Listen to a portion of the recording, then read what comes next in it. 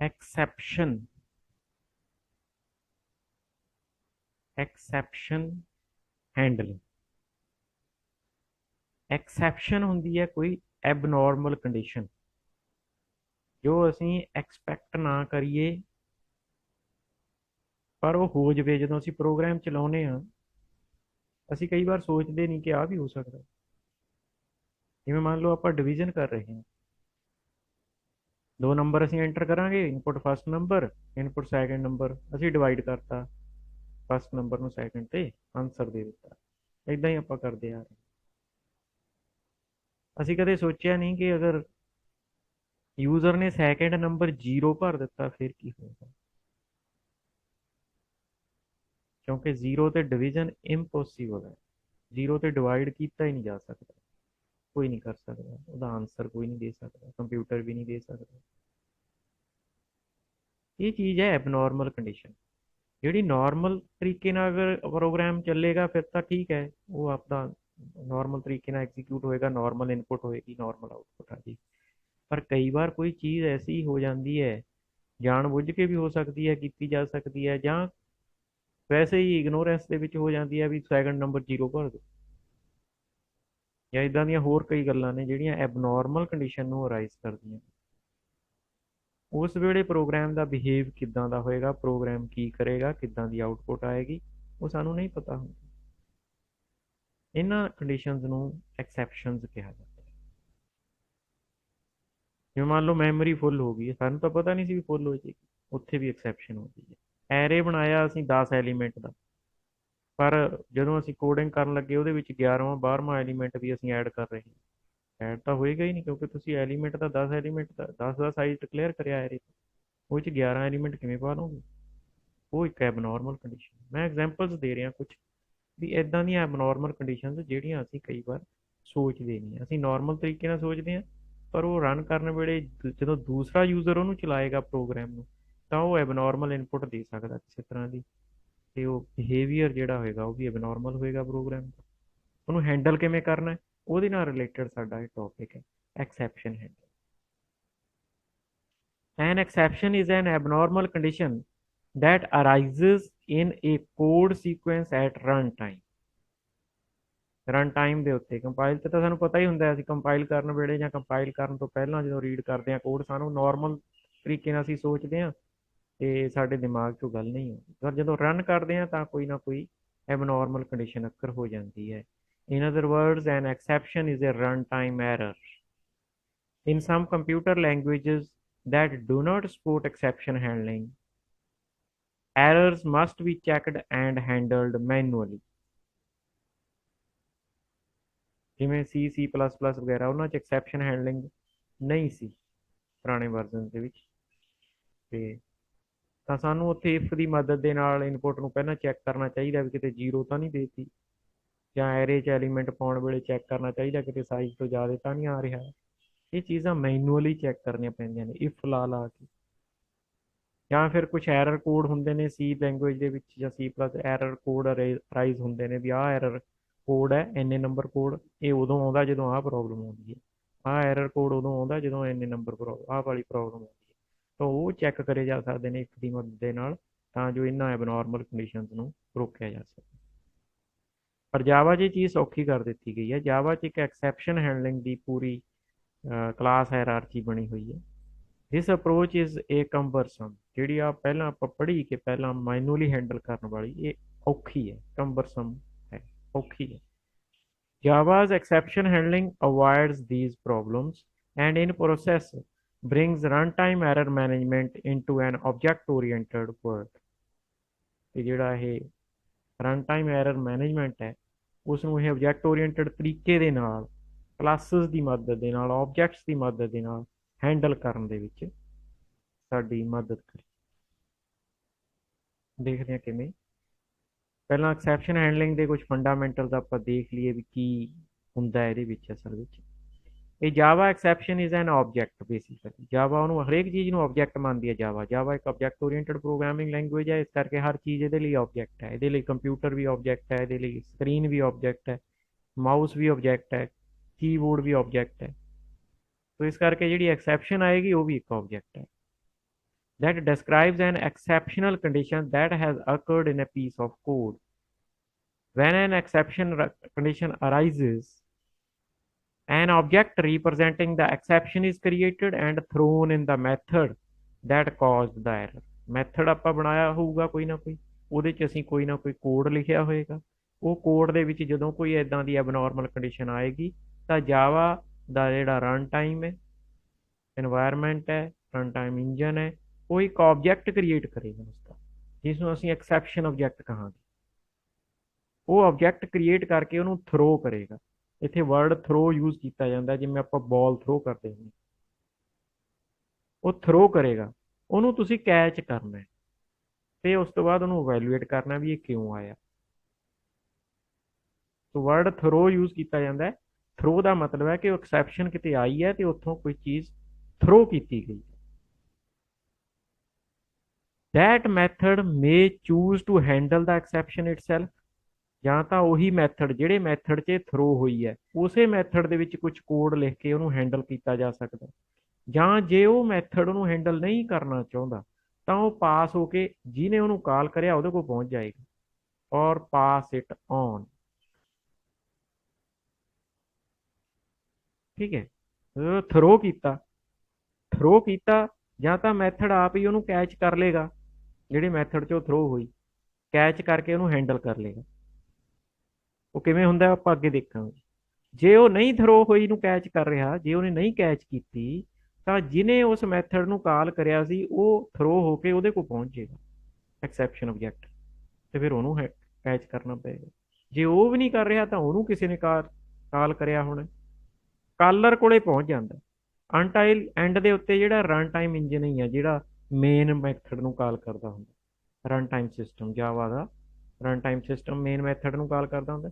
ਜੇ ਕੋਈ ਵੀ ਕੈਚ ਨਾ ਕਰੇ, ਮੇਨ ਨਾ ਕਰੇ, ਫਿਰ ਉਹ ਜਾਵਾ ਰਨ ਟਾਈਮ ਸਿਸਟਮ ਕੋਲੇ ਪਹੁੰਚ ਜਾਂਦਾ ਹੈ ਆਬਜੈਕਟ, ਤੇ ਜਾਵਾ ਰਨ ਟਾਈਮ ਸਿਸਟਮ ਆਪਣੇ ਵੱਲੋਂ ਇੱਕ ਮੈਸੇਜ ਦਿੰਦਾ। Either way at some point the exception is caught and processed, ਕਿਤੇ ਨਾ ਕਿਤੇ ਜਾ ਕੇ ਉਹ ਕੈਚ ਹੋ ਜਾਂਦੀਆਂ ਨੇ ਤੇ ਪ੍ਰੋਸੈਸ ਹੁੰਦੀਆਂ ਨੇ exceptions that can be generated by Java runtime system, or they can be manually generated by your code. Exception can be generated by Java runtime system. Java runtime system ਤਾਂ generate ਕਰੇਗਾ ਹੀ, ਜਦੋਂ ਤੁਸੀਂ ਕੋਈ abnormal ਗੱਲ ਉਹਨੂੰ ਕਰਨ ਨੂੰ ਕਹਿ ਦੋਗੇ, ਜ਼ੀਰੋ ਤੇ ਡਿਵਾਈਡ ਕਰਨ ਨੂੰ ਕਹਿ ਦੋਗੇ, ਉਹ ਨਹੀਂ ਕਰ ਸਕਦਾ। ਉਹ ਕੀ ਕਰੇਗਾ, ਐਕਸੈਪਸ਼ਨ ਜਨਰੇਟ ਕਰਕੇ ਥਰੋ ਕਰ ਦੇਗਾ, ਜਿਹੜੀ ਕਿ ਕੈਚ ਕਰਨੀ ਹੋਏਗੀ। ਜਾਂ ਤੁਸੀਂ ਆਪ ਖੁਦ ਵੀ ਆਪਣੇ ਕੋਡ ਦੇ ਵਿੱਚ ਐਕਸੈਪਸ਼ਨ ਨੂੰ ਥਰੋ ਕਰਵਾ ਸਕਦੇ ਹੋ, ਜਨਰੇਟ ਕਰ ਸਕਦੇ ਹੋ। Java exception handling is managed via 5 keywords: try, catch, throw, throws and finally। ਇਹ ਪੰਜੋ ਕੀਵਰਡ ਅਸੀਂ one by one ਪੜਾਂਗੇ ਕਿਵੇਂ ਇਹ ਐਕਸੈਪਸ਼ਨ ਹੈਂਡਲਿੰਗ 'ਚ ਸਾਡੀ ਮਦਦ ਕਰਦੇ ਨੇ। ਪਹਿਲਾਂ ਐਕਸੈਪਸ਼ਨ ਦੀਆਂ ਕੁਝ ਟਾਈਪਸ ਅਸੀਂ ਪੜ੍ਹ ਲਈਏ, ਕੀ ਹਾਇਰਾਰਕੀ ਬਣਦੀ ਹੈ। ਸਭ ਤੋਂ ਟੌਪ ਦੇ ਉੱਤੇ ਥਰੋਏਬਲ ਜਿਹੜੀ ਹੈ ਉਹ ਕਲਾਸ ਹੈ। ਥਰੋਏਬਲ ਦੀਆਂ ਦੋ ਸਬ ਕਲਾਸਿਸ ਨੇ, ਐਕਸੈਪਸ਼ਨ ਕਲਾਸ ਤੇ ਐਰਰ ਕਲਾਸ। ਐਰਰ ਵਾਲੀ ਸਾਈਡ ਤੇ ਅਸੀਂ ਨਹੀਂ ਜਾਂਦੇ, ਇਹ ਜਾਵਾ ਰਨ ਟਾਈਮ ਆਪੇ ਹੀ ਹੈਂਡਲ ਕਰ ਲੈਂਦਾ। ਅਸੀਂ ਐਕਸੈਪਸ਼ਨ ਵਾਲੀ ਕਲਾਸ ਦੇ ਉੱਤੇ ਹੈਂਡਲ ਕਰਾਂਗੇ। ਐਕਸੈਪਸ਼ਨ ਦੀ ਸਬ ਕਲਾਸ ਦੇ ਵਿੱਚ ਬਹੁਤ ਸਾਰੀਆਂ ਕਲਾਸਿਸ ਨੇ, ਜਿਨ੍ਹਾਂ ਚੋਂ ਮੈਂ ਸਿਰਫ ਇੱਥੇ ਇੱਕ ਕਲਾਸ ਦਿੱਤੀ ਹੈ, ਰਨ ਟਾਈਮ ਐਕਸੈਪਸ਼ਨ। ਇੱਥੇ ਨਹੀਂ ਸਪੇਸ ਨਹੀਂ ਹੈ ਕਿ ਸਾਰੀਆਂ ਦਿਖਾ ਸਕਾਂ, ਇੱਥੇ ਬਹੁਤ ਸਾਰੀਆਂ ਕਲਾਸਿਸ ਨੇ ਜਿਹੜੀਆਂ ਅੱਗੇ ਜਾ ਕੇ ਮੈਂ ਤੁਹਾਨੂੰ ਲਿਸਟ ਦਿਖਾਵਾਂਗਾ ਐਕਸੈਪਸ਼ਨ ਦੀਆਂ ਸਬ ਕਲਾਸਿਸ। ਸੋ ਸਾਰੀਆਂ ਐਕਸੈਪਸ਼ਨਸ ਨੇ ਉਹ, ਤੇ ਉਹਨਾਂ ਸਾਰੀਆਂ ਦੀ super class exception. Super class exception ਦੀ ਵੀ ਇੱਕ ਸੁਪਰ ਕਲਾਸ ਹੈ, throwable class. All exception types are sub classes of the built in class throwable. ਬਣੀ ਬਣਾਈ ਕਲਾਸ ਹੈ, ਅਸੀਂ ਨਹੀਂ ਬਣਾਉਂਦੇ। Thus, throwable is at the top of the exception class hierarchy. Immediately below throwable are two subclasses that can partition exceptions into two distinct branches. ਦੋ ਹਿੱਸਿਆਂ 'ਚ ਵੰਡ ਦਿੰਦੀ ਹੈ ਥਰੋਏਬਲ ਤੋਂ, ਜਦੋਂ ਸਬ ਕਲਾਸ ਹੋ ਕੇ ਦੋ ਸਬ ਕਲਾਸਿਸ ਬਣਦੀਆਂ ਨੇ, ਇਹ ਉਹਨੂੰ ਦੋ ਹਿੱਸਿਆਂ 'ਚ ਵੰਡ ਦਿੰਦੀਆਂ ਨੇ ਥਰੋਏਬਲ ਐਕਸੈਪਸ਼ਨਸ ਨੂੰ। One branch is headed by the exception class. This class is used for exceptional conditions, ਜਿਹੜੀਆਂ ਦੀ ਮੈਂ ਐਗਜ਼ਾਮਪਲ ਤੁਹਾਨੂੰ ਦਿੰਦਾ ਆ ਰਿਹਾ। ਕੋਈ ਕੰਡੀਸ਼ਨ ਇੱਦਾਂ ਦੀ ਜਿਹੜੀ ਹੈਂਡਲ ਨਹੀਂ ਕੀਤੀ ਜਾ ਰਹੀ ਜਾਵਾ ਰਨ ਟਾਈਮ ਤੋਂ। That user programs should catch, ਜਿਨ੍ਹਾਂ ਨੂੰ ਪ੍ਰੋਗਰਾਮ ਨੇ ਕੈਚ ਕਰਕੇ ਹੈਂਡਲ ਕਰਨਾ ਪੈਂਦਾ। This is also the class that you will subclass to create your own custom exception classes. ਇਸੇ ਕਲਾਸ ਦੀਆਂ ਬਹੁਤ ਸਾਰੀਆਂ ਸਬ ਕਲਾਸਿਸ ਪਹਿਲਾਂ ਬਣੀਆਂ ਹੋਈਆਂ ਨੇ। ਜੇ ਤੁਸੀਂ ਆਪਣੀ ਸਬ ਕਲਾਸ ਕੋਈ ਬਣਾਉਣੀ ਹੈ ਐਕਸੈਪਸ਼ਨ ਕਲਾਸ, ਤਾਂ ਉਹ ਵੀ ਤੁਸੀਂ ਇਸ ਦੇ ਅੰਡਰ ਹੀ ਬਣਾਓਗੇ। देयर इज एन इंपॉर्टेंट सब क्लास ऑफ एक्सैप्शन जिसका नाम है रन टाइम एक्सैप्शन, जिसका मैं इतने नाम रखा हुआ है, आ दी हुई है। ये काफ़ी ज़्यादा यूज़ होंगी है, कॉमनली ये एक्सैप्शन आ जाती है, इस करके इस एक्सैप्शन की एग्जाम्पल मैं इतने दी है, पर ये तो बिना होर भी बहुत है। एक्सैप्शंस of this type are automatically defined for the programs that you write and include things such as divide by zero, ਜਿਹਦੀ ਮੈਂ ਐਗਜ਼ਾਮਪਲ ਦਿੱਤੀ ਸੀ, ਜਾਂ invalid array indexing, ਐਰੇ ਦੇ ਇੰਡੈਕਸ 'ਚ ਪ੍ਰੋਬਲਮ ਹੁੰਦੀ ਹੈ ਕਈ ਵਾਰ। ਇਹਨਾਂ ਸਾਰੀਆਂ ਲਈ ਰਨ ਟਾਈਮ ਐਕਸੈਪਸ਼ਨ ਆਉਂਦੀ ਹੈ। ਹੁਣ ਰਨ ਟਾਈਮ ਐਕਸੈਪਸ਼ਨ ਦੀਆਂ ਵੀ ਅੱਗੇ ਸਬ ਕਲਾਸਿਸ ਹੁੰਦੀਆਂ ਨੇ। ਸੋ ਹਾਇਰਾਰਕੀ ਤਾਂ ਬਹੁਤ ਵੱਡੀ ਹੈ, ਪਰ ਆਪਾਂ ਨੂੰ ਬੇਸਿਕਲੀ ਇਹਨਾਂ ਦਾ ਸਟਰਕਚਰ ਪਤਾ ਰਹਿਣਾ ਚਾਹੀਦਾ। ਤੇ ਦੂਜੀ ਬ੍ਰਾਂਚ ਹੈ ਐਰਰ ਦੀ, ਹਾਲਾਂਕਿ ਉਹ 'ਚ ਅਸੀਂ ਕੁਝ ਕਰਨਾ ਨਹੀਂ ਹੈ, ਥੋੜੀ ਜਿਹੀ ਇਨਫੋਰਮੇਸ਼ਨ ਮੈਂ ਇੱਥੇ ਦੇ ਰਿਹਾ। The other branch is topped by error. ਇਸ ਬ੍ਰਾਂਚ ਦੇ ਵਿੱਚ ਵੀ ਅੱਗੇ ਕਲਾਸਾਂ ਬਣੀਆਂ ਨੇ, ਪਰ ਆਪਾਂ ਉਧਰ ਕਿਉਂਕਿ ਉਹਨਾਂ ਨੂੰ ਹੈਂਡਲ ਹੀ ਨਹੀਂ ਕਰਦੇ, ਇਸ ਕਰਕੇ ਜ਼ਿਆਦਾ ਉਹਦੀ ਡਿਟੇਲ ਨਹੀਂ ਦਿੱਤੀ ਜਾ ਰਹੀ। which defines exceptions that are not expected to be caught under normal circumstances by your program। ਆਪਾਂ ਪ੍ਰੋਗਰਾਮ ਦੇ ਥਰੂ ਇਹਨਾਂ ਨੂੰ ਹੈਂਡਲ ਨਹੀਂ ਕਰਦੇ।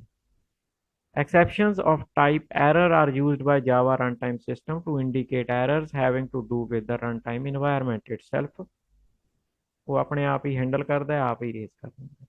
जिमें stack overflow is an example of such an error। These are typically created in response to catastrophic failures that cannot be usually be handled by your program। Catastrophic failure वही है जो साढ़े बस च नहीं है। हार्ड डिस्क फुल हो गई, साढ़े बस च थोड़ी है। ਮੈਮੋਰੀ ਫੁੱਲ ਹੋ ਗਈ, ਸਾਡੇ ਵਾਸਤੇ ਥੋੜੀ। ਇਹ ਐਰਰਸ ਨੇ, ਅਸੀਂ ਕੁਝ ਨਹੀਂ ਕਰ ਸਕਦੇ। ਉਹ ਜਾਵਾ ਰਨ ਟਾਈਮ ਆਪੇ ਹੀ ਹੈਂਡਲ ਕਰੇਗਾ, ਉਹਨੂੰ ਕੈਂਸਲ ਕਰੇਗਾ ਜਾਂ ਕਿਲ ਕਰੇਗਾ ਉਸ ਪ੍ਰੋਸੈਸ ਨੂੰ, ਕੁਝ ਵੀ ਕਰੇ। ਅਸੀਂ ਸਿਰਫ ਐਕਸੈਪਸ਼ਨ ਵਾਲੀ ਸਾਈਡ ਨੂੰ ਹੈਂਡਲ ਕਰਦੇ ਹਾਂ। ਪਹਿਲਾਂ ਅਸੀਂ ਦੇਖੀਏ ਵੀ ਐਕਸੈਪਸ਼ਨ ਆਉਂਦੀ ਹੈ ਜਦੋਂ ਅਸੀਂ ਨਹੀਂ ਉਹਨੂੰ ਕੁਝ ਕਰਦੇ ਤਾਂ ਕੀ ਹੁੰਦਾ ਹੈ। ਅਨਕੌਟ, ਵੀ ਅਸੀਂ ਕੈਚ ਨਹੀਂ ਕਰਦੇ। Uncaught exceptions. This is a small program and expression includes an exception that intentionally causes a divide by zero error। The example ਮੈਂ ਦਿੱਤੀ ਸੀ ਵੀ division by zero is not possible। ਇੱਥੇ ਅਸੀਂ ਉਹੀ ਕਰਕੇ ਦੇਖਾਂਗੇ ਵੀ ਜਦੋਂ ਅਸੀਂ ਜ਼ੀਰੋ ਨਾਲ ਡਿਵਾਈਡ ਕਰਦੇ ਹਾਂ ਤਾਂ ਹੁੰਦਾ ਕੀ ਹੈ ਅਸਲ 'ਚ। ਸੋ ਅਸੀਂ ਕਲਾਸ ਬਣਾਈ ਅਨਕੌਟ, ਇਹਦਾ ਨਾਮ ਰੱਖਿਆ, ਆਪਣੇ ਕੋਲੋਂ ਹੀ ਰੱਖਿਆ, ਜੋ ਮਰਜ਼ੀ ਨਾਮ ਰੱਖ ਸਕਦੇ ਹਾਂ। ਪਬਲਿਕ ਸਟੈਟਿਕ ਵੋਇਡ ਮੇਨ ਬਣਾਇਆ, ਇਹਦੇ ਵਿੱਚ ਦੋ ਨੰਬਰ ਲੈ ਲਏ, d is equal to 0 and a is equal to 42 divided by d।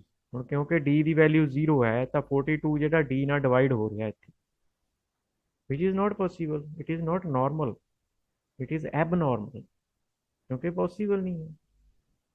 ਸੋ ਇੱਥੇ ਐਕਸੈਪਸ਼ਨ ਨੇ ਰੇਜ਼ ਹੋ ਜਾਣਾ, ਰੇਜ਼ ਹੋਣਾ, ਥਰੋ ਵੀ ਹੋਣਾ, ਪਰ ਕੈਚ ਨਹੀਂ ਅਸੀਂ ਕੀਤੀ। ਇਸ ਤੋਂ ਬਾਅਦ ਇੱਕ ਲਾਈਨ ਲਿਖੀ ਹੋਈ ਹੈ ਆਫਟਰ ਡਿਵੀਜ਼ਨ। ਇਹ ਤਾਂ ਆ ਵੀ ਜੇ ਪ੍ਰੋਗਰਾਮ ਪੂਰਾ ਚੱਲਿਆ ਫਿਰ ਆਫਟਰ ਡਿਵੀਜ਼ਨ मैसेज आएगा भी डिवीजन पूरी हो चुकी है। पर जे प्रोग्राम ना प्रॉपर चलिया, इत्थे जाके एरर आ गया, एक्सैप्शन आ गई, फिर ये मैसेज नहीं तुहानूं दिखेगा, उहदा इंडिकेट करेगा कि तुहाडे प्रोग्राम ने कंप्लीट नहीं किया कोड एग्जीक्यूशन। तो when the Java run time system detects the attempt to divide by zero, जो उन्होंने पता लगेगा कि तुसीं जीरो ना डिवाइड कर रहे हो, it construct a new exception object and then throws this exception, वो throw कर देगा। any exception that is not caught by your program will ultimately be processed by default handler। ਜੇ ਤੁਸੀਂ ਕੈਚ ਨਹੀਂ ਕਰਦੇ ਤਾਂ ਜਾਵਾ ਰਨ ਟਾਈਮ ਦੇ ਅੰਦਰ ਆਪਣੇ ਆਪ ਹੀ ਹੈਂਡਲ ਕਰਨ ਲਈ ਇੱਕ ਕੋਡ ਲਿਖਿਆ ਹੋਇਆ, ਬਣਿਆ ਹੋਇਆ, ਉਹ ਹੈਂਡਲ ਕਰ ਲੇਗਾ। the default handler displays a string describing the exception। ਜਿਹੜਾ ਡਿਫਾਲਟ ਹੈਂਡਲਰ ਹੈ, ਕਿਉਂਕਿ ਤੁਸੀਂ ਨਹੀਂ ਉਹਨੂੰ ਹੈਂਡਲ ਕਰ ਰਹੇ, ਕੈਚ ਨਹੀਂ ਕਰ ਰਹੇ, ਤਾਂ ਡਿਫਾਲਟ ਹੈਂਡਲਰ ਆਪਣੇ ਕੋਲੋਂ ਇੱਕ ਐਕਸੈਪਸ਼ਨ ਦੇ ਨਾਲ ਰਿਲੇਟਡ ਇੱਕ ਮੈਸੇਜ ਪ੍ਰਿੰਟ ਕਰੇਗਾ। ਉਹ ਥੋੜਾ ਜਿਹਾ ਕੰਪਲੀਕੇਟਡ ਮੈਸੇਜ ਹੋਏਗਾ, ਟੈਕਨੀਕਲ ਮੈਸੇਜ, ਜਿਹਨੂੰ ਪ੍ਰੋਗਰਾਮਰ ਸਮਝ ਸਕਦਾ ਹੈ, ਆਮ ਯੂਜ਼ਰ ਦੇ ਵਾਸ ਦੀ ਗੱਲ ਨਹੀਂ ਹੈ। ਪ੍ਰਿੰਟ ਸਟੈਕ ਟਰੇਸ, ਇੱਕ ਸਟੈਕ ਟਰੇਸ ਪ੍ਰਿੰਟ ਕਰੇਗਾ। ਸਟੈਕ ਟਰੇਸ ਹੁੰਦੀ ਹੈ ਕਿ ਕਿਹੜੇ ਫੰਕਸ਼ਨ ਨੇ ਕਿਹਨੂੰ ਕਾਲ ਕੀਤਾ, ਕਿਹੜੇ ਮੈਥਡ ਨੇ ਕਿਹਨੂੰ ਕਾਲ ਕੀਤਾ, ਉਹਨੇ ਅੱਗੇ ਕਿਹਨੂੰ ਕੀਤਾ, ਉਹਨੇ ਕਿਹਦੀ ਕੀਤਾ, ਇਹ ਪੂਰੀ ਹਾਇਰਾਰਕੀ ਉਹਦੇ 'ਚ ਆ ਜਾਂਦੀ ਹੈ। मैथड तो मैथड, मैथड तो मैथड, सारिया कालों की पूरी डिटेल आ जाती है। From the point at which the exception occurred and terminates the program. ਤੇ ਪ੍ਰੋਗਰਾਮ ਨੂੰ ਉਹ ਬੰਦ ਕਰ ਦੇਗਾ। ਇਹ ਡਿਫਾਲਟ ਹੈਂਡਲਰ ਦਾ ਕੰਮ ਹੈ। ਉਹਨੇ ਮੈਸੇਜ ਦੇਣਾ ਹੈ, ਸਟੈਕ ਟਰੇਸ ਪ੍ਰਿੰਟ ਕਰਨੀ ਹੈ, ਐਂਡ ਇੱਕ ਐਕਸੈਪਸ਼ਨ ਜਿਹੜੀ ਹੈ ਉਹ ਉਹਨੂੰ ਔਨ ਕਰਕੇ ਉਹਨੂੰ ਪ੍ਰੋਗਰਾਮ ਨੂੰ ਟਰਮੀਨੇਟ ਕਰ ਦੇਣਾ, ਵਿਚਾਲੇ ਰੋਕ ਦੇਣਾ ਹੈ। ਆਫਟਰ ਡਿਵੀਜ਼ਨ ਮੈਸੇਜ ਨਹੀਂ ਆਏਗਾ, ਵਿਚਾਲੇ ਹੀ ਟਰਮੀਨੇਟ ਕਰ ਦੇਣਾ, ਕਿਲ ਕਰ ਦੇਣਾ। Here is how the generated output of the example program will be on Java JDK runtime interpreter। ਆਹ ਚੀਜ਼ ਤੁਹਾਡੇ ਸਾਹਮਣੇ ਆਏਗੀ ਜਦੋਂ ਤੁਸੀਂ ਉੱਪਰਲਾ ਪ੍ਰੋਗਰਾਮ ਰਨ ਕਰੋਗੇ। ਜੇ ਤੁਸੀਂ ਇਸ ਨੂੰ ਚੰਗੀ ਤਰ੍ਹਾਂ ਪੜ੍ਹੋ ਤਾਂ ਇਹਦੇ ਵਿੱਚ ਮੈਸੇਜ ਤਾਂ ਹੈ, ਆ ਦੇਖੋ ਡਿਵਾਈਡ ਦਾ ਸਿੰਬਲ ਪਾ ਕੇ ਲਿਖਿਆ ਹੋਇਆ ਬਾਏ ਜ਼ੀਰੋ, ਕੋਈ ਡਿਵੀਜ਼ਨ ਬਾਏ ਜ਼ੀਰੋ। ਮੂਰੇ ਨੇ ਪੂਰੀ ਐਕਸੈਪਸ਼ਨ ਦਾ ਨਾਮ ਲਿਖਿਆ, java.lang ਪੈਕੇਜ ਦੇ ਅੰਦਰ ਅਰਥਮੈਟਿਕ ਐਕਸੈਪਸ਼ਨ ਨਾਂ ਦੀ ਕਲਾਸ ਹੈ, ਉਹਦੇ ਅੰਡਰ ਸਾਡੀ ਐਕਸੈਪਸ਼ਨ ਰੇਜ਼ ਹੋਈ ਹੈ। ਉਹ ਕਿੱਥੇ ਰੇਜ਼ ਹੋਈ ਹੈ? ਐਟ ਮੇਨ ਦੇ ਅੰਡਰ 4 ਨੰਬਰ ਲਾਈਨ ਦੇ ਵਿੱਚ ਇਹ ਰੇਜ਼ ਹੋਈ ਹੈ। ਡਿਟੇਲ ਤਾਂ ਉਹ ਪੂਰੀ ਦੇ ਰਿਹਾ, ਪਰ ਇਹ ਆਮ ਯੂਜ਼ਰ ਨੂੰ 4 ਨੰਬਰ ਲਾਈਨ ਤੋਂ ਜਾਂ ਅਰਥਮੈਟਿਕ ਐਕਸੈਪਸ਼ਨ ਤੋਂ ਕੁਝ ਲੈਣਾ ਦੇਣਾ ਨਹੀਂ ਹੁੰਦਾ, ਮੇਨ ਤੋਂ ਵੀ ਨਹੀਂ। ਉਹਨੇ ਤਾਂ ਹੁਣ ਤਾਂ ਕੋਈ ਮੈਸੇਜ ਫਰੈਂਡਲੀ ਜਿਹਾ ਹੋਣਾ ਚਾਹੀਦਾ, ਸਿੰਪਲ, ਜਿਹੜਾ ਉਹਨੂੰ ਸਮਝ ਲੱਗ ਜਾਵੇ। ਇਸ ਕਰਕੇ ਅਸੀਂ ਇਸ ਤਰ੍ਹਾਂ ਦੀਆਂ ਐਕਸੈਪਸ਼ਨਸ ਨੂੰ ਹੈਂਡਲ ਕਰਦੇ ਹਾਂ। ਤੇ ਦੂਜਾ ਕਾਰਨ ਇਹ ਹੁੰਦਾ ਹੈ ਕਿ ਸਾਡੇ ਪ੍ਰੋਗਰਾਮ ਨਾਰਮਲ ਐਗਜ਼ਿਟ ਹੋਵੇ, ਵਿਚਾਲੇ ਟਰਮੀਨੇਟ ਨਾ ਹੋਵੇ। ਦੂਜਾ ਕਾਰਨ ਮੋਸਟ ਇੰਪੋਰਟੈਂਟ ਇਹ ਹੈ ਕਿ ਐਕਸੈਪਸ਼ਨ ਨੂੰ ਹੈਂਡਲ ਕਰਨਾ ਤਾਂ ਜ਼ਰੂਰੀ ਹੈ ਤਾਂ ਜੋ ਪ੍ਰੋਗਰਾਮ ਦਾ ਕੰਪਲੀਟ ਹੋ ਕੇ ਐਗਜ਼ਿਟ ਹੋਣਾ ਸਾਡੇ ਲਈ ਜ਼ਿਆਦਾ ਬੈਟਰ ਹੋਏਗਾ। ਵਿਚਾਲੇ ਉਹਨੇ ਟਰਮੀਨੇਟ ਕਰਤਾ, ਅੱਗੇ ਚਾਹੇ ਚੀਜ਼ ਸਹੀ ਸੀ ਉਹ ਵੀ ਨਹੀਂ ਚੱਲੀ। ਹੁਣ ਆਹ ਦੇਖੋ ਆਫਟਰ ਡਿਵੀਜ਼ਨ ਮੈਸੇਜ ਹੈ, ਇਹਦੇ 'ਚ ਤਾਂ ਕੋਈ ਪ੍ਰੋਬਲਮ ਨਹੀਂ, ਆਹ ਲਾਈਨ ਤਾਂ ਸਹੀ ਹੈ, ਇਹਦੇ 'ਚ ਤਾਂ ਕੋਈ ਦਿੱਕਤ ਨਹੀਂ, ਇਹ ਤਾਂ ਚੱਲਣੀ ਚਾਹੀਦੀ, ਇਹ ਨਹੀਂ ਚੱਲੀ ਕਿਉਂਕਿ ਇੱਥੇ ਐਰਰ ਆ ਗਿਆ, ਇੱਥੇ ਐਕਸੈਪਸ਼ਨ ਆ ਗਈ, ਤਾਂ ਪ੍ਰੋਗਰਾਮ ਪੂਰਾ ਇੱਥੇ ਹੀ ਹਾਲਟ ਹੋ ਗਿਆ, ਟਰਮੀਨੇਟ ਹੋ ਗਿਆ। ਇਸ ਦੇ ਪਿੱਛੇ ਚਾਹੇ ਸਹੀ ਕੋਡ ਵੀ ਪਿਆ ਸੀ ਉਹ ਵੀ ਨਹੀਂ ਚੱਲਿਆ। ਤੋ ਕੈਚ ਕਰਨ ਦਾ ਇਹ ਕਾਰਨ ਹੁੰਦਾ ਹੈ ਕਿ ਅਸੀਂ ਜਿਹੜਾ ਕੋਡ 'ਚ ਦਿੱਕਤ ਹੈ, ਚਲੋ ਉਹ ਨਹੀਂ ਚੱਲਿਆ, ਉਹਦਾ ਤਾਂ ਅਸੀਂ ਮੈਸੇਜ ਦੇ ਦਾਂਗੇ, ਪਰ ਪਿੱਛੇ ਵਾਲਾ ਹਿੱਸਾ ਜਿਹੜਾ ਠੀਕ ਸੀ ਉਹ ਚੱਲੇ ਅਤੇ ਪ੍ਰੋਗਰਾਮ ਨਾਰਮਲੀ ਸਾਰਾ ਕੰਪਲੀਟ ਹੋ ਕੇ ਬੰਦ ਹੋ। ਇਹ ਕਾਰਨ ਹੁੰਦਾ ਹੈ ਐਕਸੈਪਸ਼ਨਸ ਨੂੰ ਹੈਂਡਲ ਕਰਨ ਦਾ। The type of exception thrown is a subclass of exception called arithmetic exception। arithmetic exception the subclass है जो एक्सेप्शन ऑब्जेक्ट एक्सेप्शन क्लास की सब क्लास है अर्थमैटिक एक्सेप्शन। मैं दसिया ਸੀ ਨਾ ਵੀ ਆ ਐਕਸੈਪਸ਼ਨ ਕਲਾਸ ਹੈ, ਇਹਦੀਆਂ ਬਹੁਤ ਸਾਰੀਆਂ ਸਬ ਕਲਾਸਿਸ ਨੇ। ਉਵੇਂ ਇੱਥੇ ਜਿਵੇਂ ਰਨ ਟਾਈਮ ਐਕਸੈਪਸ਼ਨ ਹੈ, ਉਵੇਂ ਅਰਥਮੈਟਿਕ ਐਕਸੈਪਸ਼ਨ ਦੀ ਇਹਦੀ ਸਬ ਕਲਾਸ ਹੈ। ਉਹਦਾ ਆਬਜੈਕਟ ਇਹਨੇ ਜਨਰੇਟ ਕਰਕੇ ਥਰੋ ਕਰਿਆ which should be caught, which is more specifically described what type of error happened। ਹੁਣ ਅਸੀਂ ਇਹਨੂੰ ਕੈਚ ਕਰਕੇ ਦੇਖਦੇ ਹਾਂ ਕਿਵੇਂ ਕੈਚ ਹੋਈ, ਕੈਚ ਕਰਕੇ ਕੀ ਫਰਕ ਪੈਂਦਾ। ਅਸੀਂ ਟਰਾਈ ਵਰਡ ਅਤੇ ਕੈਚ ਵਰਡ, ਦੋ ਵਰਡ ਇਕੱਠੇ, ਕੱਲਾ ਕੈਚ ਨਹੀਂ ਯੂਜ਼ ਹੁੰਦਾ, ਕੱਲੇ ਟਰਾਈ ਦਾ ਨਹੀਂ ਕੋਈ ਮਤਲਬ। ਅਸੀਂ ਟਰਾਈ ਕਰਦੇ ਹੁੰਦੇ ਹਾਂ ਉਹ ਕੋਡ ਜਿਹਦੇ ਵਿੱਚ ਸਾਨੂੰ ਇਦਾਂ ਦੀ ਐਬਨੋਰਮਲ ਕੰਡੀਸ਼ਨ ਦੇ ਆਸਾਰ ਨਜ਼ਰ ਆਉਂਦੇ ਨੇ। ਟਰਾਈ ਤੋਂ ਬਾਅਦ ਜਿਵੇਂ ਅਸੀਂ ਬਰੇਸ ਲਾਉਂਦੇ ਹਾਂ ਬਲੌਕ ਬਣਾਉਣ ਲਈ, ਉਹ ਲਾ ਦੇਣੀ ਹੈ। ਫਿਰ ਜਿਹੜਾ ਕੋਡ ਤੇ ਤੁਹਾਨੂੰ ਸ਼ੱਕ ਹੈ ਵੀ ਇੱਥੇ ਪ੍ਰੋਬਲਮ ਆ ਸਕਦੀ ਹੈ ਉਹ ਲਿਖ ਦੇਣਾ ਹੈ। ਉਸ ਤੋਂ ਬਾਅਦ ਉਹ ਬਰੇਸ ਜਿਹੜੀ ਉੱਪਰ ਲਾਈ ਸੀ ਆਹ ਵਾਲੀ, ਇਹ ਬਰੇਸ ਇੱਥੇ ਆ ਕੇ ਬੰਦ ਹੋ ਗਈ, ਇਹਦੇ ਨਾਲ ਇੱਥੇ ਕੈਚ ਸ਼ੁਰੂ ਹੋ ਗਿਆ। ਇਹ ਟਰਾਈ ਦੇ ਨਾਲ ਕੈਚ ਹੈ, ਜਿਵੇਂ ਆਪਾਂ ਕਹਿੰਦੇ ਹਾਂ ਡੂ ਦੇ ਨਾਲ ਵਾਈਲ ਹੁੰਦਾ, ਦੋਨੋਂ ਇੱਕ ਦੂਜੇ, ਇਫ ਦੇ ਨਾਲ ਐਲਸ ਹੁੰਦਾ, ਉਸੇ ਤਰ੍ਹਾਂ ਟਰਾਈ ਦੇ ਨਾਲ ਦਾ ਕੈਚ। ਉੱਥੋਂ ਟਰਾਈ ਕੀਤਾ ਕੋਡ ਜਦੋਂ ਇੱਥੋਂ ਥਰੋ ਹੋਏਗੀ, ਆ ਆਬਜੈਕਟ ਥਰੋ ਹੋਏਗਾ, ਉਹ ਇੱਥੇ ਆ ਕੇ ਕੈਚ ਕਰ ਲਿਆ ਜਾਏਗਾ। ਇਹ ਮੈਚ ਕਰਨਾ ਚਾਹੀਦਾ ਉਹਦੇ ਨਾਲ ਜਿਹੜੀ ਚੀਜ਼ ਥਰੋ ਹੋਈ ਹੈ। ਹੁਣ ਕਿਉਂਕਿ ਥਰੋ ਅਰਥਮੈਟਿਕ ਐਕਸੈਪਸ਼ਨ ਹੋਈ ਸੀ, ਸੋ ਅਸੀਂ ਕੈਚ ਵੀ ਅਰਥਮੈਟਿਕ ਐਕਸੈਪਸ਼ਨ ਹੀ ਕਰਾਂਗੇ, ਮੈਚ ਕਰਾਓ। ਇਹ ਈ ਆਬਜੈਕਟ ਦਾ ਨਾਮ ਹੈ ਜਿਹੜਾ ਕ੍ਰੀਏਟ ਹੋਏਗਾ, ਐਕਸੈਪਸ਼ਨ ਆਬਜੈਕਟ ਈ। ਇੱਥੇ ਕੁਝ ਵੀ ਵੇਰੀਏਬਲ ਦੇ ਸਕਦੇ ਹੋ, ਪਰ ਜ਼ਿਆਦਾਤਰ ਅਸੀਂ ਈ ਦੇ ਦਿੰਦੇ ਹੁੰਦੇ ਹਾਂ ਕਿਉਂਕਿ ਐਕਸੈਪਸ਼ਨ ਹੈ। ਇਹਦੇ ਅੰਦਰ ਇੱਕ user friendly message division by zero, ਆ ਬਰੇਸ ਇੱਥੋਂ ਸ਼ੁਰੂ ਕਰਨੀ ਹੈ, ਬਾਅਦ ਦੇ ਵਿੱਚ ਮੈਸੇਜ ਵੀ ਬਲੌਕ 'ਚ ਦੇਣਾ। ਇੱਥੋਂ ਬਰੇਸ ਸ਼ੁਰੂ ਹੋਈ, ਇੱਥੇ ਬਰੇਸ ਬੰਦ ਹੋ ਗਈ, ਇੱਥੇ ਆ ਕੇ ਕੈਚ ਬੰਦ ਹੋਇਆ ਪੂਰਾ। ਜਿਹੜੀਆਂ ਆਹ ਬਰੇਸਿਸ ਨੇ ਇਹ ਟਰਾਈ ਦੀਆਂ ਨੇ, ਇੱਥੋਂ ਤੇ ਲੈ ਕੇ ਇੱਥੇ ਤੱਕ ਇਹ ਟਰਾਈ ਦੀਆਂ ਬਰੇਸਿਸ ਨੇ। ਜਿਹੜੀ ਕੈਚ ਅਸੀਂ ਕਲੌਜ਼ ਕਹਿੰਦੇ ਹਾਂ ਨੂੰ, ਟਰਾਈ ਦਾ ਕਲੌਜ਼ ਹੈ ਕੈਚ, ਜਿਵੇਂ ਇਫ ਦਾ ਕਲੌਜ਼ ਹੈ ਐਲਸ, ਉਵੇਂ ਟਰਾਈ ਦਾ ਕਲੌਜ਼ ਹੈ ਕੈਚ। ਕੈਚ ਦੇ ਵਿੱਚ ਕੈਚ ਦਾ ਜਿਹੜਾ ਬਲੌਕ ਹੈ ਇੱਥੋਂ ਸ਼ੁਰੂ ਹੁੰਦਾ ਹੈ, ਇੱਥੋਂ, ਤੇ ਇਹ ਜਾ ਕੇ ਇੱਥੇ ਬੰਦ ਹੋ ਰਿਹਾ ਇੱਥੇ। ਇਹਦੇ ਅੰਦਰ ਮੈਸੇਜ ਦੇ ਸਕਦੇ ਹੋ ਤੁਸੀਂ ਯੂਜ਼ਰ ਨੂੰ ਦੱਸਣ ਲਈ ਵੀ ਆਹ ਚੀਜ਼ ਹੋ ਗਿਆ ਭਾਈ, ਆਹ ਪਾਣਾ ਵਰਤੂਗਾ, ਮਤਲਬ ਉਹਨੂੰ ਦੱਸਣਾ ਹੈ ਯੂਜ਼ਰ ਨੂੰ, ਤਾਂ ਜੋ ਉਹਨੂੰ ਸਮਝ ਲੱਗ ਜਾਵੇ ਕਿ ਕੋਈ ਆਹ ਅਬਨੋਰਮਲ ਕੰਮ ਹੋ ਗਿਆ ਉਹਦੀ ਭਾਸ਼ਾ 'ਚ, ਸਿੰਪਲ ਭਾਸ਼ਾ, ਜਿਵੇਂ ਇੱਥੇ ਲਿਖਿਆ ਡਿਵੀਜ਼ਨ ਬਾਈ ਜ਼ੀਰੋ, ਇਹ ਹਰੇਕ ਬੰਦੇ ਨੂੰ ਪਤਾ ਲੱਗ ਜਾਏਗਾ। ਇਹਨੂੰ ਹੋਰ ਯੂਜ਼ਰ ਫਰੈਂਡਲੀ ਕਰਾਇਆ, division by zero is not possible, ਇੱਦਾਂ ਦਾ ਮੈਸੇਜ ਵੀ ਦਿੱਤਾ ਜਾ ਸਕਦਾ। ਉਸ ਤੋਂ ਬਾਅਦ ਆ ਪ੍ਰੋਗਰਾਮ ਨੂੰ ਚੱਲਦਾ ਰੱਖਣ ਲਈ ਅਸੀਂ ਆ ਇੱਕ ਲਾਈਨ ਲਿਖੀ ਹੈ ਆਫਟਰ ਕੈਚ ਸਟੇਟਮੈਂਟ। ਜੇ ਲਾਈਨ ਚੱਲੀ ਇਹਦਾ ਮਤਲਬ ਪ੍ਰੋਗਰਾਮ ਦਾ ਨਾਰਮਲ ਐਗਜ਼ਿਟ ਹੈ, ਜੇ ਲਾਈਨ ਪ੍ਰਿੰਟ ਨਾ ਹੋਈ ਤਾਂ ਇਹਦਾ ਮਤਲਬ ਪ੍ਰੋਗਰਾਮ ਵਿਚਾਲੇ ਰੁਕ ਗਿਆ। ਪਰ ਹੁਣ ਪ੍ਰੋਗਰਾਮ ਵਿਚਾਲੇ ਨਹੀਂ ਰੁਕੇਗਾ ਕਿਉਂਕਿ ਅਸੀਂ ਉਹਨੂੰ ਕੈਚ ਕਰਕੇ ਉਹਦਾ ਮੈਸੇਜ ਦੇ ਦਿੱਤਾ ਹੈ। ਇਸ ਕਰਕੇ ਪਿੱਛੇ ਵਾਲੀ ਲਾਈਨ ਆਫਟਰ ਕੈਚ ਸਟੇਟਮੈਂਟ ਵੀ ਪ੍ਰਿੰਟ ਹੋਏਗੀ ਜਦੋਂ ਤੁਸੀਂ ਇਸ ਪ੍ਰੋਗਰਾਮ ਨੂੰ ਰਨ ਕਰੋਗੇ। ਬੇਸ਼ੱਕ ਆਹ ਲਾਈਨ ਪ੍ਰਿੰਟ ਨਹੀਂ ਹੋਏਗੀ, ਆਹ ਲਾਈਨ ਪ੍ਰਿੰਟ ਨਹੀਂ ਹੋਏਗੀ, this will not be print, ਇਹ ਨਹੀਂ ਹੋਏਗੀ। ਕਿਉਂ ਨਹੀਂ ਹੋਏਗੀ? ਕਿਉਂਕਿ ਇੱਥੇ ਥਰੋ ਹੋ ਗਿਆ, ਇਸ ਲਾਈਨ ਦੇ ਵਿੱਚ ਐਕਸੈਪਸ਼ਨ ਥਰੋ ਹੋ ਗਈ, ਅਬਨੋਰਮਲ ਕੰਡੀਸ਼ਨ ਆਈ, ਇਹ ਥਰੋ ਹੋ ਕੇ ਸਿੱਧਾ ਇੱਥੇ ਪਹੁੰਚਿਆ ਅਰਥਮੈਟਿਕ ਐਕਸੈਪਸ਼ਨ ਇੱਥੇ। तो आ लाइन स्किप होगी बिचों, ये नहीं चलेगी, पर आ लाइन चलेगी। मतलब ਜਿਹੜੀ ਲਾਈਨਾਂ ਪਿੱਛੇ ਸਹੀ ਪਈਆਂ ਨੇ ਐਕਸੈਪਸ਼ਨ ਦੇ ਕੰਟਰੋਲ ਤੋਂ ਬਾਹਰ ਨੇ ਉਹ ਚੱਲਣਗੀਆਂ, ਨਾਰਮਲ ਐਗਜ਼ਿਟ ਹੋਏਗਾ।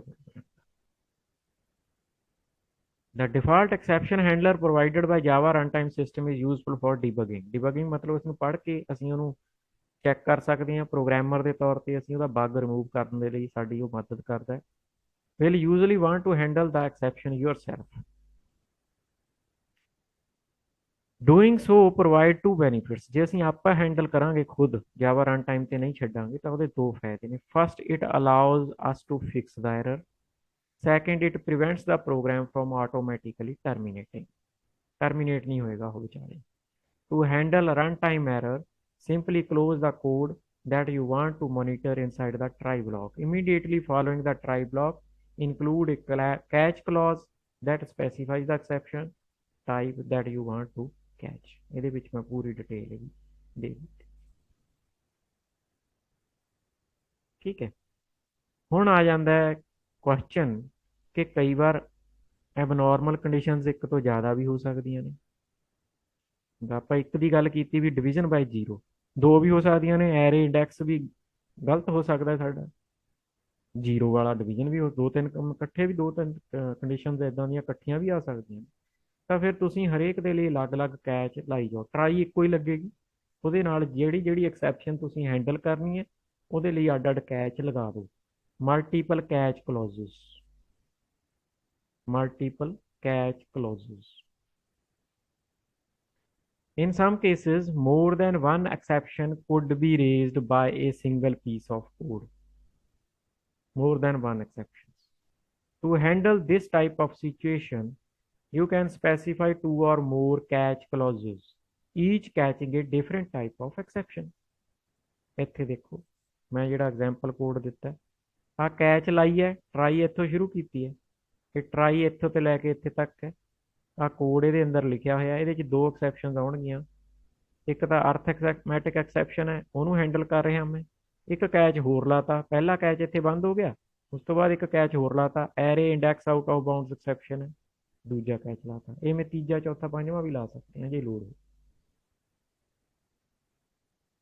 When an exception is thrown, each catch statement is inspected in order। ਪਹਿਲਾਂ ਤਾਂ ਥਰੋ ਹੋਇਆ ਹੋਇਆ ਐਕਸੈਪਸ਼ਨ ਜਿਹੜੀ ਹੋਏਗੀ ਉਹ ਪਹਿਲੇ ਕੈਚ ਕੋਲੇ ਜਾਏਗੀ, ਫਸਟ ਕੈਚ ਕੋਲੇ। And the first one whose type matches that exception is executed। ਜਿਹਦੇ ਨਾਲ ਉਹ ਮੈਚ ਕਰ ਜੇਗੀ, ਪਹਿਲੇ ਕੋ ਜਾਏਗੀ, ਪਹਿਲੇ ਨਾਲ ਮੈਚ ਕਰ ਗਿਆ ਪਹਿਲਾ ਕੈਚ ਚੱਲ ਜਾਏਗਾ। ਜੇ ਪਹਿਲੇ ਨਾਲ ਮੈਚ ਨਾ ਕਰਿਆ ਫਿਰ ਉਹ ਥਰੋ ਹੋ ਕੇ ਦੂਜੇ ਕੈਚ ਕੋ ਚਲੀ ਜਾਏਗੀ ਐਕਸੈਪਸ਼ਨ। ਜੇ ਉਹਦੇ ਨਾਲ ਮੈਚ ਕਰ ਗਈ ਤਾਂ ਉਹ ਕੈਚ ਚੱਲ ਜਾਏਗਾ। After one catch statement executes, the other is bypassed and exception continues after the try catch block execution। And execution continues after the try catch block। वो पिछे चलेगा सारा प्रोग्राम। वो मैं पहला भी दस चुकिया क्योंकि ਅਸੀਂ हैंडल कर रहे हैं तो पिछला ਜਿਹੜਾ कोड है ये नहीं रुकेगा, ये हमेशा चलेगा। When you use multiple catch statements, it is important to remember that exception subclasses must come before their superclasses। ਹੁਣ ਕਿਉਂਕਿ ਅਸੀਂ ਇੱਥੇ ਮਲਟੀਪਲ ਕੈਚ ਦੇ ਰਹੇ ਹਾਂ ਤਾਂ ਜਿਹੜੀਆਂ ਅਸੀਂ ਕੈਚ ਦੀਆਂ ਜਾਂ ਐਕਸੈਪਸ਼ਨ ਦੀਆਂ ਜਿਹੜੀਆਂ ਕਲਾਸਿਸ ਦਾ ਨਾਮ ਦੇਣਾ ਹੈ ਉਹ ਇਸ ਧਿਆਨ ਨਾਲ ਦੇਣਾ ਹੈ ਕਿ ਜਿਵੇਂ ਆਹ ਵਾਲੀ ਐਕਸੈਪਸ਼ਨ ਹੈ ਅਤੇ ਇੱਕ ਆਹ ਵਾਲੀ ਐਕਸੈਪਸ਼ਨ ਹੈ, ਇਹਨਾਂ ਦੋਹਾਂ ਦੇ ਵਿੱਚ ਅਗਰ ਸੁਪਰ ਕਲਾਸ ਤੇ ਸਬ ਕਲਾਸ ਵਾਲਾ ਰਿਲੇਸ਼ਨ ਹੈ ਤਾਂ ਸਬ ਕਲਾਸ ਪਹਿਲਾਂ ਦੇਣੀ ਹੈ, ਸੁਪਰ ਕਲਾਸ ਬਾਅਦ ਚ ਦੇਣੀ ਹੈ। ਕਿਉਂਕਿ ਜੇ ਤੁਸੀਂ ਸੁਪਰ ਕਲਾਸ ਪਹਿਲਾਂ ਦੇ ਦਿੱਤੀ ਪਹਿਲਾਂ ਵਾਲੇ ਕੈਚ ਦੇ ਵਿੱਚ, ਤਾਂ ਉਹ ਸਬ ਕਲਾਸ ਵਾਲੀਆਂ ਐਕਸੈਪਸ਼ਨਸ ਨੂੰ ਵੀ ਉੱਥੇ ਹੀ ਹੈਂਡਲ ਕਰੀ ਜਾਊਗਾ। ਸਬ ਕਲਾਸ ਵਾਲੀ ਐਕਸੈਪਸ਼ਨ ਦਾ ਵਾਲੇ ਕੈਚ ਤੱਕ ਥਰੋ ਹੀ ਨਹੀਂ ਹੋਣਾ ਆਬਜੈਕਟ ਨੇ। ਸੋ ਸਬ ਕਲਾਸ ਵਾਲੀਆਂ ਐਕਸੈਪਸ਼ਨ ਜਿਹੜੀਆਂ ਸਬ ਕਲਾਸ 'ਚ ਹੋਣਗੀਆਂ, ਸਬ ਕਲਾਸਿਸ ਵਾਲੀਆਂ, ਉਹ ਪਹਿਲਾਂ ਆਉਣਗੀਆਂ, ਸੁਪਰ ਵਾਲੀ ਬਾਅਦ 'ਚ। ਆ ਸਾਡੀ ਐਗਜ਼ਾਮਪਲ ਹੈ। ਇਹਦੇ ਵਿੱਚ ਹੁਣ ਦੋ ਐਰਰ ਆ ਰਹੇ ਨੇ, ਆ ਦੇਖੋ। ਇੰਟੀਜਰ ਏ ਆਰਗਸ ਡਾਟ ਲੈਂਥ, ਆਰਗਸ ਡਾਟ ਲੈਂਥ, ਇਹ ਆ ਵਾਲਾ ਆਰਗਸ ਜਿਹੜਾ ਐਰੇ ਅਸੀਂ ਦਿੰਨਾ ਹੁੰਦੇ ਆ ਕਮਾਂਡ ਲਾਈਨ ਆਰਗੂਮੈਂਟ ਲਈ, ਇਹ ਵਾਲਾ ਹੈ। ਇਹਦੀ ਲੈਂਥ ਕੱਢੀ ਜਾ ਰਹੀ ਹੈ। ਇਹਦੀ ਲੈਂਥ ਇੱਥੇ ਅਸੀਂ ਪ੍ਰਿੰਟ ਕਰ ਦਿੱਤੀ। ਇਹਦੇ 'ਚ ਜਿੰਨੇ ਆਬਜੈਕਟ ਆਪਾਂ ਪੈਰਾਮੀਟਰ ਪਾਸ ਕਰਾਂਗੇ ਉਨੀ ਇਹਦੀ ਲੈਂਥ ਹੋਏਗੀ। ਹੁਣ ਇਹਦੀ ਲੈਂਥ ਇਸ ਵੇਲੇ 0 ਹੈ ਕਿਉਂਕਿ ਅਸੀਂ ਪਾਸ ਹੀ ਨਹੀਂ ਕਰਿਆ ਕੁਛ। ਤੋ ਵੈਸੇ ਹੀ ਪ੍ਰੋਗਰਾਮ ਥੋੜਾ ਇੰਟਰਸਟਿੰਗ ਬਣਾਉਣ ਲਈ ਆ, ਤੁਸੀਂ ਸਿੱਧੀ ਵੀ ਇੱਥੇ 0 ਦੇ ਸਕਦੇ ਸੀ। 42/0 ਲਿਖ ਦਿਓ ਸਿੱਧਾ ਹੀ, ਚਾਹੇ 42/0 ਲਿਖੋਗੇ ਤਾਂ ਐਕਸੈਪਸ਼ਨ ਆ ਜਾਏਗੀ।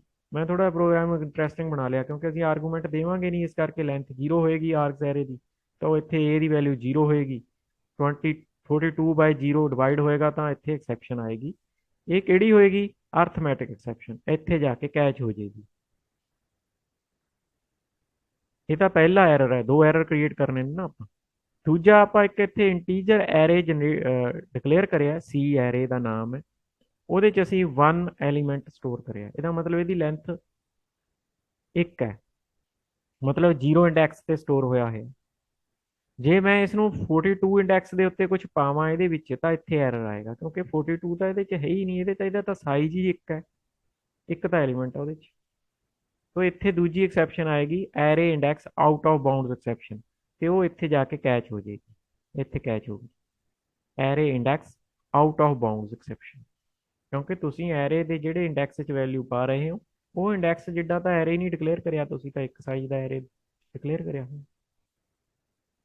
ਸੋ ਇਸ ਤਰ੍ਹਾਂ ਨਾਲ ਇਹ ਦੋਨੇ ਐਕਸੈਪਸ਼ਨਸ ਇੱਥੇ ਹੈਂਡਲ ਹੋ ਰਹੀਆਂ ਨੇ। ਜੇ ਪਹਿਲੀ ਐਕਸੈਪਸ਼ਨ ਨਾ ਆਈ ਤਾਂ ਦੂਜੀ ਚੱਲੇਗੀ, ਦੂਜੀ ਆਈ ਮਤਲਬ ਇਹ ਨਹੀਂ ਹੈ ਕਿ ਦੋਨੇ ਇਕੱਠੀਆਂ ਆ ਜਾਣਗੀਆਂ, ਇੱਕ ਟਾਈਮ ਤੇ ਇੱਕੋ ਹੀ ਆਏਗੀ। ਮਤਲਬ ਜੇ ਤੁਸੀਂ 0 ਨਾਲ ਡਿਵਾਈਡ ਕਰਤਾ, ਫਿਰ ਤਾਂ ਇੱਥੋਂ ਥਰੋ ਹੋ ਕੇ ਸਿੱਧਾ ਇੱਥੇ ਚਲਾ ਜਾਣਾ, ਆਹ ਵਾਲਾ ਕੋਡ ਤਾਂ ਚੱਲਣਾ ਹੀ ਨਹੀਂ, ਫਿਰ ਇਹ ਐਕਸੈਪਸ਼ਨ ਨਹੀਂ ਆਉਣੀ ਐਰੇ ਵਾਲੀ। ਇਹਨੂੰ ਕੋਡ ਨੂੰ ਠੀਕ ਕਰਨਾ ਪਏਗਾ। ਤੁਸੀਂ ਇੱਥੇ ਆਰਗੂਮੈਂਟ ਨੂੰ ਕੁਝ ਦੇ ਦੋਗੇ ਵੈਲਿਊ, ਇਹ ਕੋਡ ਸਹੀ ਚੱਲ ਜਾਏਗਾ, ਡਿਵੀਜ਼ਨ ਬਾय 1 ਜਾਂ 2 ਹੋ ਜਾਏਗੀ 0 ਦੀ ਬਜਾਏ, ਫਿਰ ਆਹ ਇੰਡੈਕਸ ਵਾਲਾ ਐਰਰ ਅਰੇਜ਼ ਹੋਏਗਾ, ਇਹ ਹੋ ਚੱਲੇ। ਸੋ ਇਹ ਸੀ ਕੁਛ ਵੀ ਅਸੀਂ ਕਿਸੇ ਐਕਸੈਪਸ਼ਨ ਜਿਹੜੀ ਆ ਵਾਲੀ ਅਨਕੌਟ ਸੀ, ਜਿਹੜੀ ਅਸੀਂ ਕੈਚ ਨਹੀਂ ਸੀ ਕੀਤੀ, ਉਹਨੂੰ ਕਿਵੇਂ ਕੈਚ ਕਰਨਾ ਹੈ। ਸਿੰਗਲ ਆਉਂਦੀ ਹੈ ਜੀ, ਜੇ ਇੱਕ ਤੋਂ ਜ਼ਿਆਦਾ ਆ ਜਾਂਦੀਆਂ ਨੇ ਫਿਰ ਮਲਟੀਪਲ ਕੈਚ ਲਾ ਕੇ ਕਿਵੇਂ ਉਹਨੂੰ ਹੈਂਡਲ ਕਰ ਸਕਦੇ ਹਾਂ। ਬਾਕੀ ਦੇ ਜਿਹੜੇ ਕੀਵਰਡ ਨੇ ਜਿਹੜੇ ਇਹਦੇ, ਥਰੋ, ਥਰੋਜ਼ ਐਂਡ ਫਾਈਨਲੀ, ਉਹ ਆਪਾਂ ਅੱਗੇ ਕਰਾਂਗੇ।